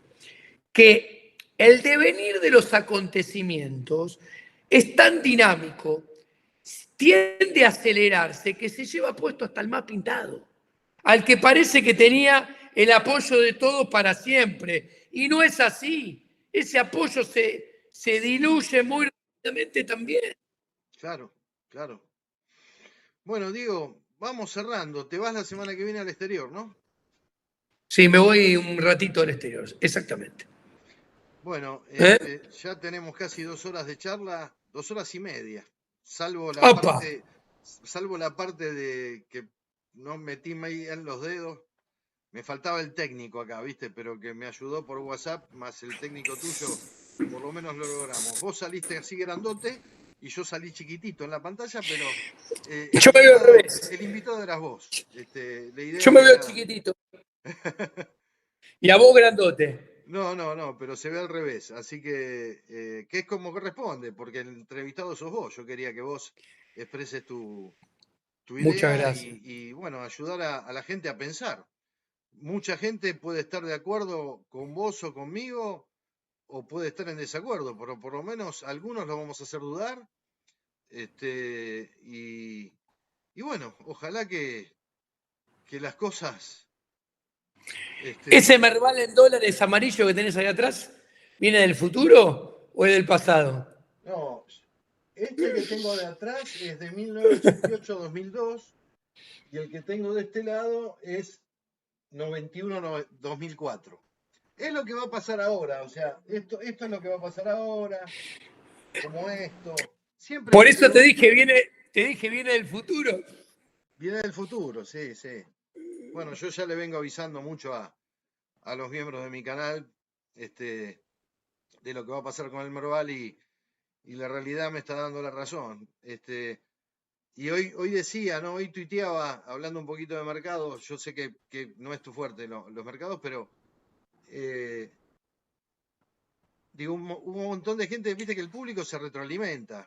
Gracias a la criptomoneda y demás, hubo un montón de gente que se sumó al mercado de capitales, que yo lo festejo. Sí, obvio. Pero, digamos, yo de pibe me fundí 2 veces, ¿viste? Sí. Y tengo miedo que mucha gente haya cometido el error de comprarse y apalancarse en activos argentinos, porque cuando se apruebe la ley bases, vendo. Y yo digo, si todos compramos para vender cuando se apruebe la ley bases, ¿quién va a comprar? Porque vamos a ser todos vendedores. Entonces tengo miedo que haya gente que a partir de la semana que viene la pase mal, que ojalá no haya cometido el error que me ha tocado cometer alguna vez a mí de pibe, ¿viste? Bueno, yo te lo comenté el otro día. Cuando sale la media sanción del Senado, al día siguiente aparece un cliente mío y me dice, ¿qué bono compro? Y le contesto, no, papá, hoy al final del día tenés que vender. Le digo, yo. ¿Eh? Pero bueno, En pronósticobursátil.com manejamos una cartera de 2.800 millones de pesos, más o menos. Y hoy, de casualidad, me quedaban, vos sabés que me quedaron, no sé de quién, 35 GD 35, 35, 35 sí. GD 35. Cuando los vi, vendé, Que, liquido esto ya. vendelo. No, pero mañana a lo mejor vale más, no importa, que gane otro. Bueno, Diego, te Un agradezco placer. mucho la deferencia. No sé cuánta gente habrá estado en vivo porque no quiero tocar nada, ¿viste? Para no meter más la pata. Muchos miembros que, como siempre, son fieles a a mi canal de YouTube, pero bueno, Me alegro mucho. esto es público, esto lo va a poder ver todo el mundo, los que estén suscritos a mi canal o no, y seguramente lo vas a subir vos a tu canal de YouTube. Lo edito y lo voy a subir al canal. Y esperemos que podamos ayudar a la gente, que esa es la idea. Yo realmente me sorprende la miopía de algunos cuando piensan que uno, no sé, lo juzgan sin conocerlo, ¿no? Soberbio. Yo creo que expliqué todo con fundamentos económicos, filosóficos políticos, de conocimiento de los actores. Así que no tiré nada al voleo, ¿no? No tiraste nada al voleo y tampoco tenés una vida presente y futura desordenada, ¿me entendés? O sea, creo que tu situación patrimonial me parece que no amerita que tengas que pasar por maltratos. Creo que la gente se debiera dar cuenta de eso. Pero bueno, en fin, hay de todo en nuestra viña. Yo cuando me dicen eso, digo, mira, me va bien, y vos sabés muy bien, le digo, mira que a mí me va bien, yo muestro mis llaveros, y tengo 2 llaveros alemanes, ¿no? Uno de 2 ruedas y uno de 4. Claro, ¿viste? Digo, Pero la gente sí, juzga, claro, juzga. sí. Y está bien, bueno, libertad de expresión, libertad de expresión. Bueno, te Así que, mando un abrazo grande, amigo. Que tengas un feliz viaje. Yo sé dónde muchas vas, no gracias. lo voy a decir. No, Pero no, bueno, no. nos mantenemos en contacto. Abrazo Muchas grande. abrazo, chau, chau. Gracias Chau, por chau. todo, Marcelo querido. Chau. Chau.